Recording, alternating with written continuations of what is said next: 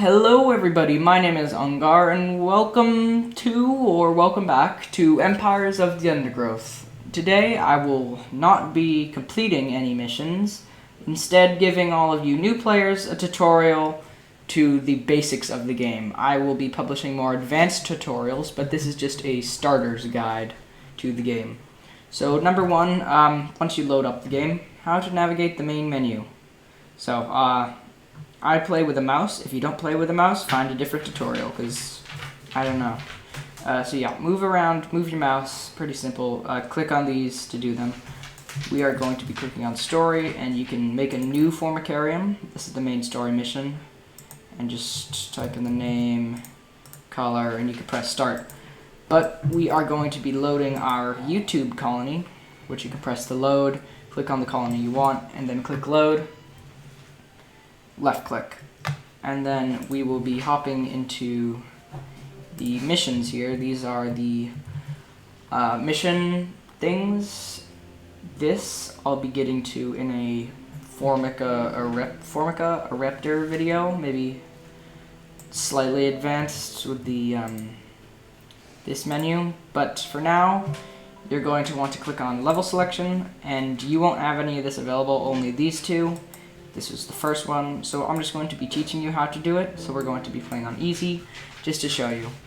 Okay, so you load into a game, and first thing you want to do is going to be able to dig around. Left clicking with nothing selected.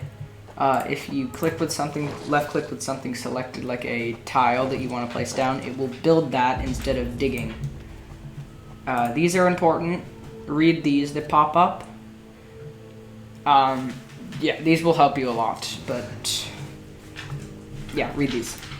Okay, so now we left click to dig. We have a few little chambers dug out, and our workers will automatically fight and eat. These down here do as they say: disable gathering and disable attacking. This will come into a later video, but turning this off will make them not collect food and not attack. Having them on will make them collect food and attack. So, as you can see, they're not doing anything. They're just standing around the queen. So what we want to do is left click and drag into this area here. Then left click on this and right click, which will tell our ants where to go. But obviously we're at full food, so yeah, these are pheromone groups. They are how you move your ants around. This, even though you can't control it, is very important, because if there's no one there, no one does jobs in the nest. There will be no one grabbing eggs from the queen, building tiles, digging tiles. Basically, all nest production comes to a halt. So you want to have a small group in here. Depending on nest size, you might want more, but for this tutorial, we won't be making any more ants for that. So what you're going to want to do next, as you saw that I did, is left click on the brood tile menu, and then another left click on the worker brood tile. So now we can't dig, as you can see, since we have something selected. But if on a already dug out area, we can left click again on already dug out areas. I think I said that. I don't know. Yeah. So that will allow you to place the tiles down, left clicking,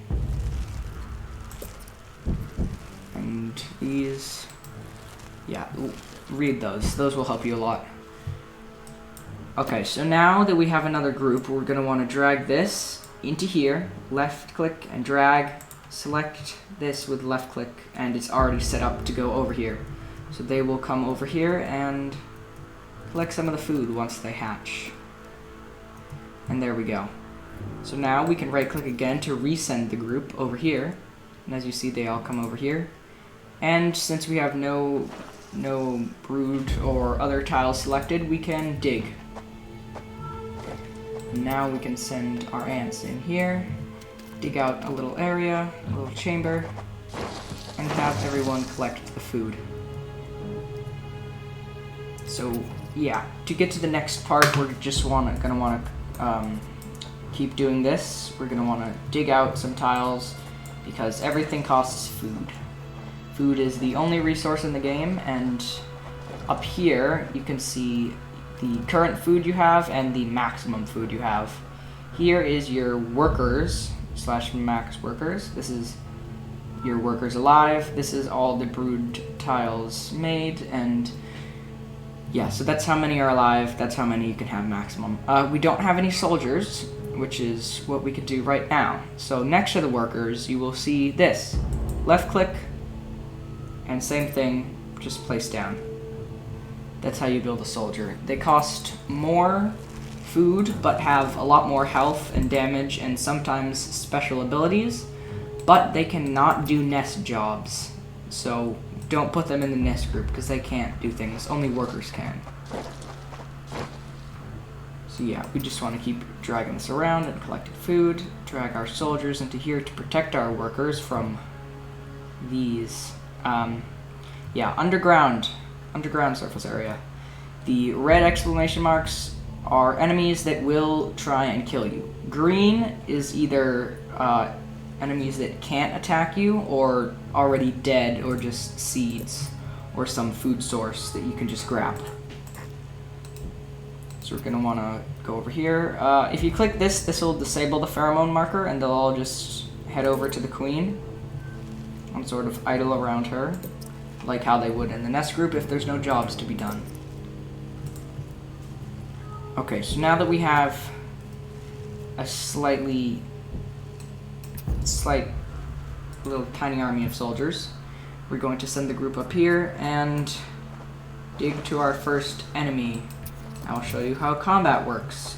Basic combat is very simple. The ants will just run up to creatures and just start whacking them. Like this. So yeah, you don't really need to do anything. As long as attack is enabled, they'll just walk up to creatures and start fighting them. Obviously, some creatures you're going to want to avoid as they're pretty powerful, but most creatures, at least in this stage of the game, you can just plow through with a little tiny squad of soldiers. But as you see, we keep getting maximum food. So if you want to change that, you can go to here, which is the build menu, and click on this, which is food storage. These are 5 each, and they don't hatch any ants, but as you see, they will increase our maximum food storage, which is quite helpful. Next to it is the speed up tiles, which cost the same amount, and as you would guess, ants that walk over it get sped up. Their walk speed increases. So if you are very far from a selected area you want to be and you want your ants to get there, placing speed tiles would be helpful. Yeah, listen to these. So we need more food for the next part of the tutorial, so we will just keep on charging through, and like I said, they'll automatically attack and collect food, which is what most times you will want. You can go over here and collect this. While these guys are doing that, these 3 down here, these don't do anything, you can't place them, they just enable things. As you can see, the food was showing like numbers next to it. That's how much food it gives. Seeing here, if you don't want that, you can turn that off, but I usually keep it on to see where food is and how much it is. As you see, these also have health bars. Pressing this one turns the health bars off, and this one gives you tile info, which is the upgrade part of a tile, and I will show you that right now as we get into the next section, upgrades. So let's say our soldiers are getting too weak, but we don't want to build more. You can grab this tool and click on the tiles that have this 6 out of 6, and as you see here, 12 out of 12 with the full green circle, and that means you can upgrade them, which will basically just enhance their stats. Some upgrades give special abilities, but that's only the later levels with the fire ants, which we will get to at some point. So now we're out of food and we're just going to dig up here. as you can see, we were able to upgrade all of these, but here and a little off here and down here, they're missing some of the +1s, +2s around these to give them their bonuses. If you want to, placing speed up tiles will fix that problem. It'll be as if there's a wall or another tile around them, but you can still get to them.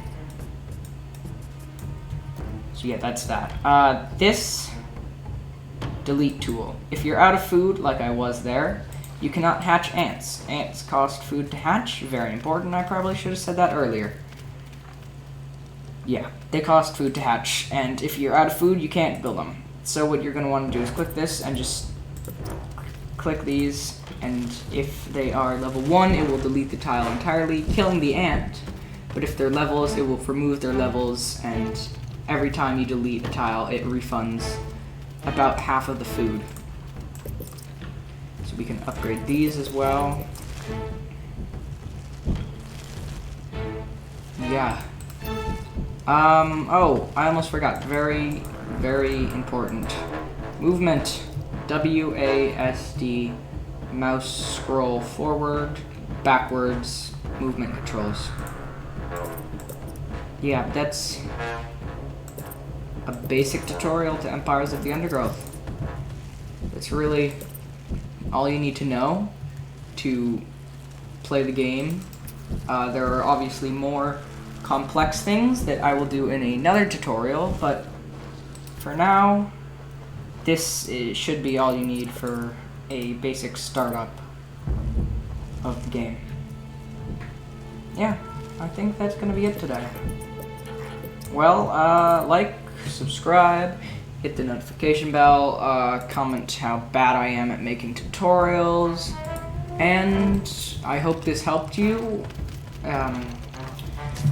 Yeah, I will see you all in the next video. Bye.